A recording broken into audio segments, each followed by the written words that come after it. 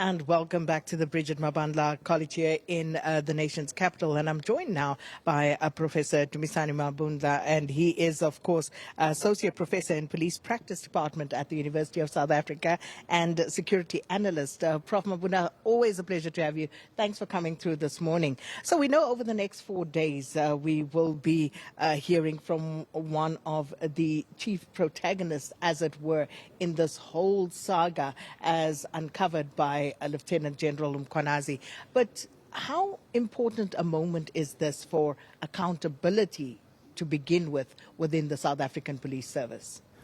I think this can be described as a watershed moment for South Africa. As South Africans have been knowing about corruption, but not at this level.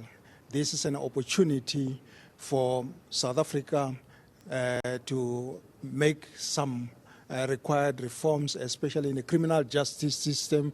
We have heard various witnesses since this commission started, and also the ad hoc committee. And I'm confident that at the end of it all, when the dust has settled, there will be a political will to reset and to start on a trajectory to get this country working once again. I'm positive about the future.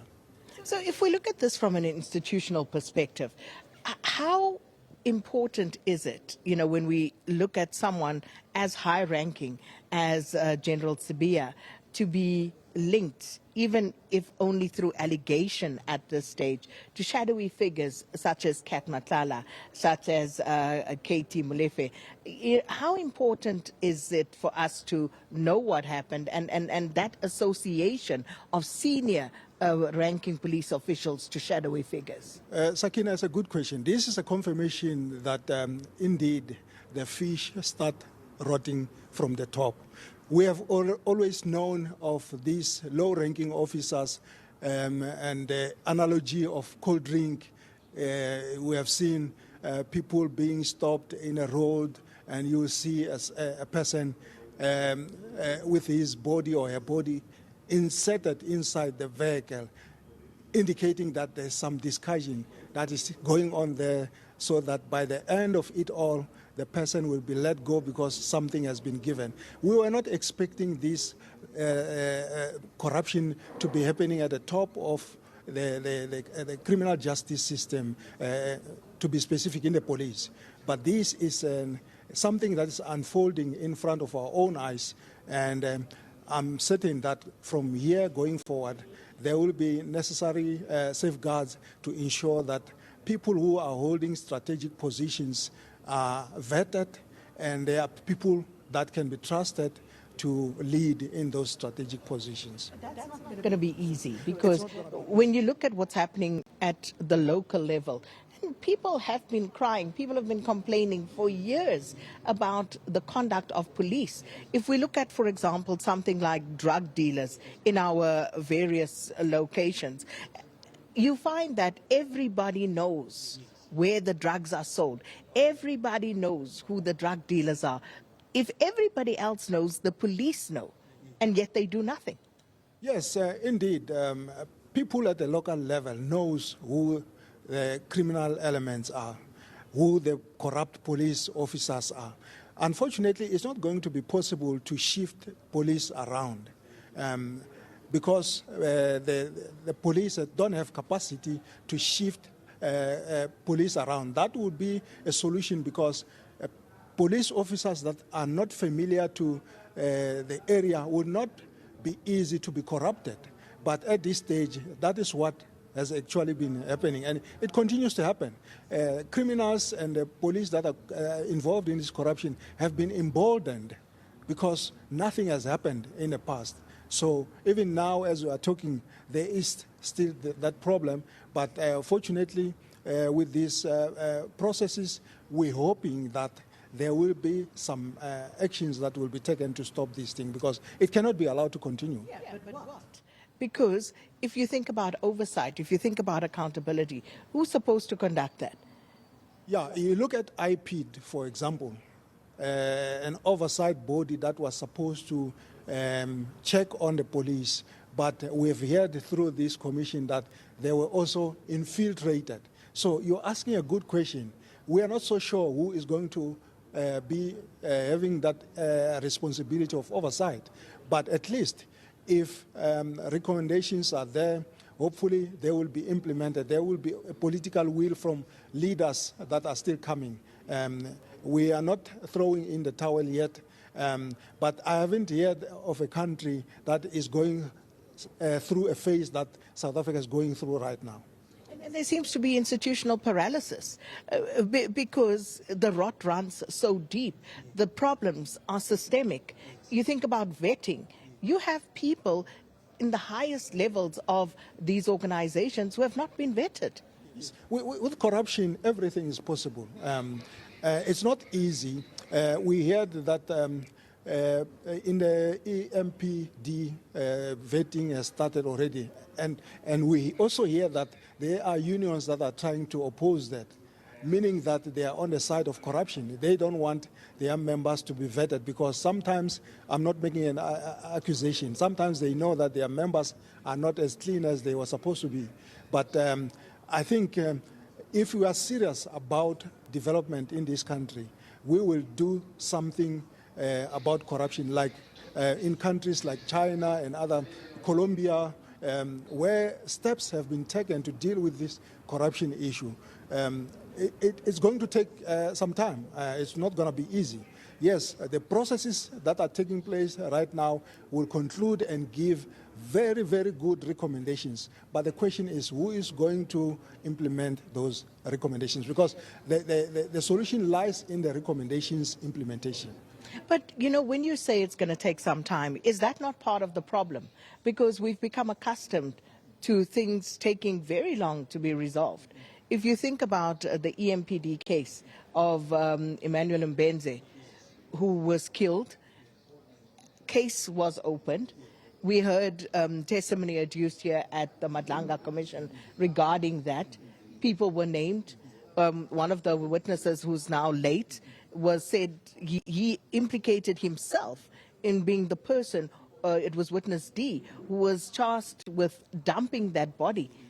And yet, where are the arrests? Why are we not seeing this case moving forward speedily?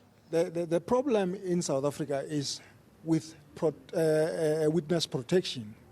Witnesses are willing to assist the authorities in terms of dealing with crime.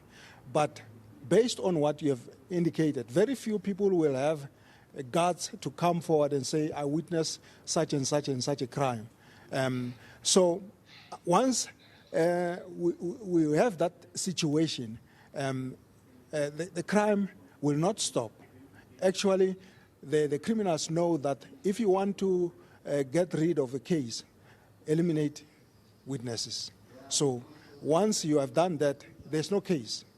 The suspect will not be found guilty if witnesses are afraid to come forward and give evidence. So we need to do something about witness protection, not talk shop about it. We hear that there are drafts of witness protection that are taking place right now, but unless they are also implemented, witnesses will not come forward and this criminality will continue, unfortunately. So with regard to more far-reaching reforms for the South African Police Service, where do we start? We can start with the new recruits. I know I've been a police officer. At the college, we are taught all the good things. But as soon as you go outside there, you are paired with a seasoned warrant officer or a sergeant who is so frustrated that he or she has been there in the rank for almost 20 years or 30 years. And what the student is coming with from the college is going to be erased in the shortest time possible. So, but as I indicated in my intro, we must not be pessimistic about the situation. These opportunities are going to be leveraged to ensure that there are reforms in the criminal justice system in general. But you see, it could go one of two ways. Either this could be a hard reset, for the South African Police Service, or it could simply deepen the mistrust that already exists. Already, there's a mistrust. Let's look at the task team that was set up to investigate officers that have been appointed at these commissions. Already, there will be that animosity. You cannot have a situation where the police are investigating each other. But unfortunately, that is where some things are also going to be hidden, because let's say there's some high-ranking officers who have not been appointed in these commissions, and these investigators are aware of that. My question is that, are they going to be able to investigate those other officers? Obviously, we still have good officers in the SAPS. Not all of them are bad, but those ones will not sleep. We'll make sure that they circumvent the investigations. The task team that has been set will not be able to do its proper work because they will also be intimidated. We hear in the commissions, some of these anonymous witnesses are police officers who are running away from fellow officers. So you can imagine an ordinary person who is trying to assist in terms of solving crime in this country. They will not come forward. But part of the problem is also that given the testimony that they are giving to this commission, it is very clear who they are, even though they are not named. Yes, they are known. They may not be known for me and you because they are called witness E or D or whatever. But to these officers, I can tell you, if they are honest, they will tell you that since I testified in a commission, I received a number of calls from high-ranking officers who are trying to persuade me not to continue to give testimony. Because as we know that the rot has gone deeper. The rot has gone deeper. They are, actually we are seeing the tip of an iceberg. Coming back to General Sibiya, he's meant to testify for 4 days. And we've already heard quite a lot of damning testimony against him, implicating him directly. And there is evidence to support those allegations by means of WhatsApp messages, etc.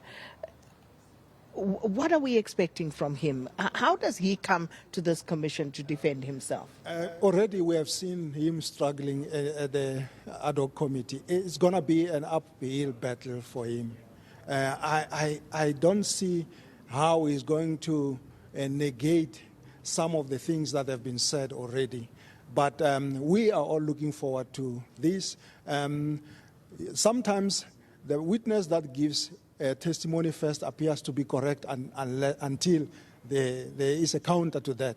Perhaps he will give to the commission something that is opposite to what the other witnesses have already said about him. Such as, if the WhatsApp message exchanges are clear, what could he possibly Perhaps he produce? has technical expertise that will prove that those were fabricated WhatsApp messages, because today we have technology. I can put your face on a message, but later on we find that it's actually not you who wrote that message. So I hope for him to counter what has already been said, he must have a technical team that will disprove what the country already knows about the WhatsApp messages, the communication, and other evidence. Sounds like a long shot, because how do you disprove the fact that you perhaps own a farm? How do you disprove the fact that the 20 impalas were delivered to an address that is linked to you? How do you go about disproving those things? Yeah, obviously those things that you are mentioning will work against him, because we look at the salary that you are earning and the lifestyle audit that me and you as laypersons can say, I'm earning 10,000 rand, but I'm driving an Urus. I have a lot of explanation to do, to say perhaps I inherited money from my parents, or I won a lotto or something. So it's going to be an uphill battle for General Sibiya to disprove what has already been said against him so far. And speaking about lifestyle audits, of course, those should start from the bottom. Yes. It starts from the bottom, because when you are enlisted in the police, there are processes that are going on, like taking your fingerprints to see if you have criminal records. But the corruption has gone so deep that in the recruitment stage, you find people or elements that end up joining the police. Meanwhile, those who were recruiting them were already aware of their background.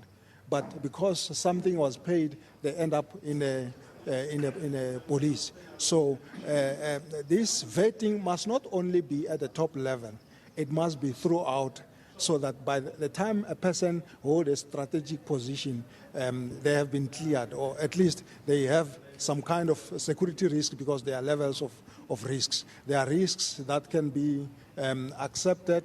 There are those who will churn you out of the system. Mm-hmm. And the skepticism that South Africans hold is not unjustified, because if you listen to, if you think of the things that you and I as ordinary South Africans have seen and witnessed as far as the South African police go, it makes us skeptical when you think of those with criminal records. Yes, that was brought out, and yet it was not dealt with. It makes it difficult for citizens to trust who is the genuine police officers. You look at the issue of blue lights that was spoken about in the Ekuru lane. Let's say you're driving at night and you see a blue light and you're afraid, you cannot stop, and you're also endangering your life. Perhaps these people are genuine police, and when you're trying to run away to a safe place, you may be regarded as a dangerous person. So it is so difficult to trust who is the genuine police and who is not. It will take an effort to bring that level of trust, especially from the citizens of this country, because people see police working in cahoots with known criminals at the local level, and the level of trust, that trust deficit is at the lowest level.